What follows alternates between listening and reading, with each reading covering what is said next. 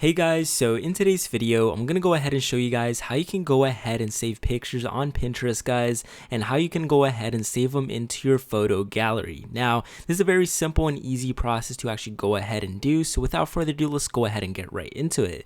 Now, what you're going to want to go ahead and do, guys, you're going to want to look for a very nice photo. Now, I actually like this photo of this airplane, and this is a really high quality photo. Now, what I'm going to go ahead and do is I'm going to go ahead and click the red save button at the bottom hand of my screen.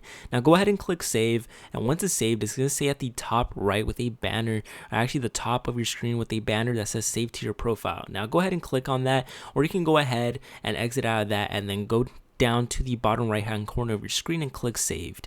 Now right here, guys, you can find all your saved photos. Now I'm gonna go ahead and refresh really quick, and you guys can see that the photo is actually right here. Now I want to go ahead and save this. Let's say I want to go ahead and save this to my photo gallery. All you're gonna want to do is you're gonna want to click the three dots at the top right hand corner of your screen, click on it, and then it's gonna say download image. Now go ahead and click on that. It's gonna say right here, Pinterest will like to access your photos. Just go ahead and allow access to photos, and then here it should actually save. It should be a banner coming up, and that's pretty much how you go ahead and save Pinterest photos into your photo gallery, guys. So it's a simple and easy process to actually go ahead and do, and it's fairly easy. And anyways, guys, that's been it for the video. If you guys haven't already, like the video, subscribe to the channel, guys, and other than that, guys, I'll go ahead and see you guys for the next video.